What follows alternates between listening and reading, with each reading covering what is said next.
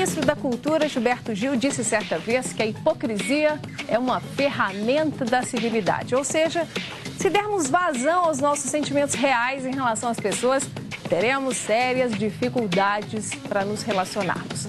Você concorda com essa opinião do ex-ministro sobre o comportamento social? Pois eu discuto esse assunto agora com um psicólogo que está calejado na solução de conflitos dentro das empresas. Milton de Oliveira. Milton é consultor de empresas especializado na área de gestão de pessoas e também mestre em criminologia, além de palestrante em vários temas ligados a pessoas e equipes empresariais. Milton, e aí, concorda com o nosso ex-ministro? Hipocrisia é necessário?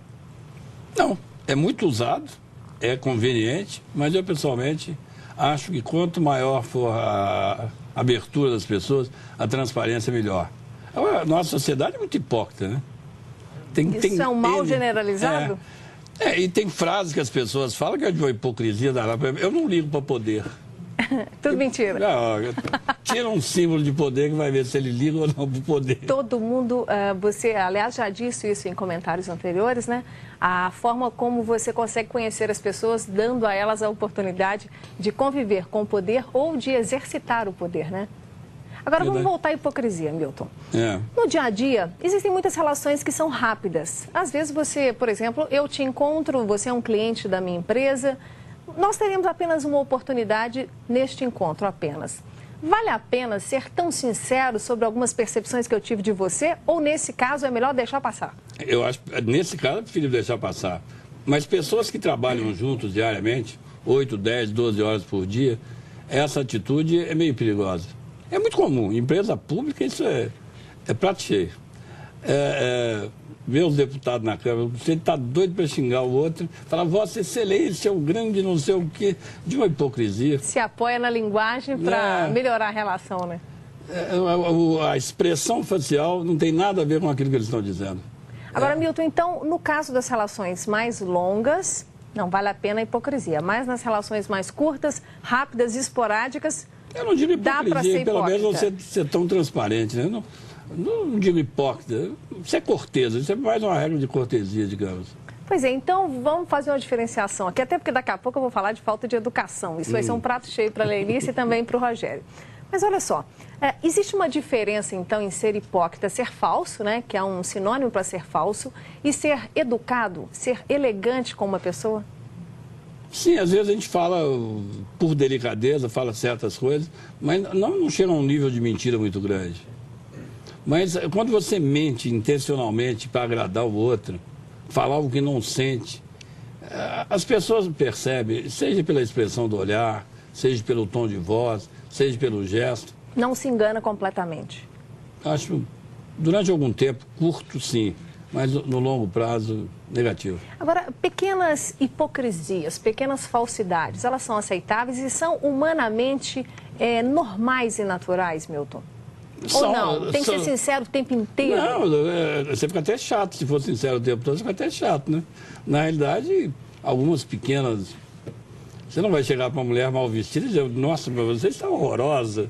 Você não vai dizer um negócio desse jamais, né? E virar e falar, como você engordou? Olha, você tinha mais cabelos na última vez em que nos encontramos. Quer dizer, não pode dizer essas coisas. Tem pessoas que são mais delicadas até para falar a verdade. O pessoal da Andrade Gutierrez é muito preocupado com o físico. Eu corria muito, fazia muito esporte, tinha um físico razoável.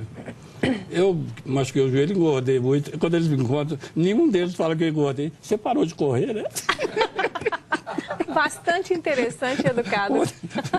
A delicadeza total tá dada. Agora me diz uma coisa, tem algumas pessoas que gostam de estufam o peito e dizem com muito orgulho de que elas não mentem, que elas são sinceras, odeiam a falsidade, e aí são pessoas brutas na forma de se expressar, porque acham que ser sincero é ser, como é que eu posso dizer, precipitado para se expressar. E às vezes agressivo, às vezes agressivo, não.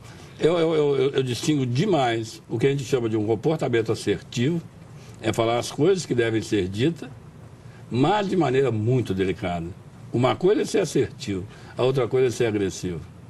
Na assertividade, se você tiver habilidade, as pessoas te aceitam. Na agressividade, as pessoas não te perdoam.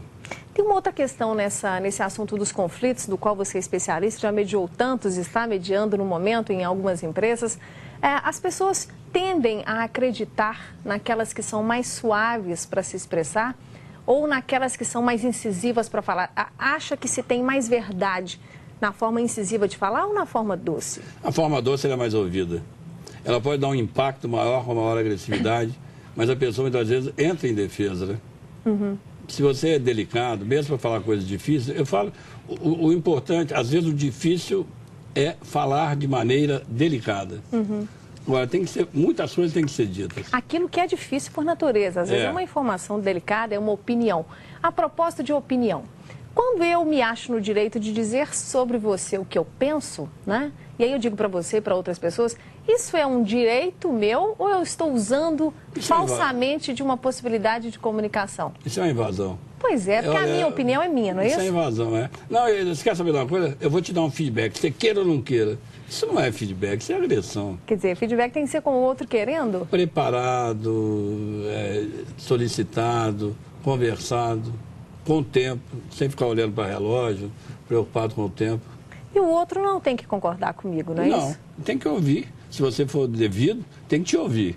Ouvir, eu falo, ouça e pense. Se quiser aceitar, aceita. E quem garante também que quem está falando está certo, né, Milton?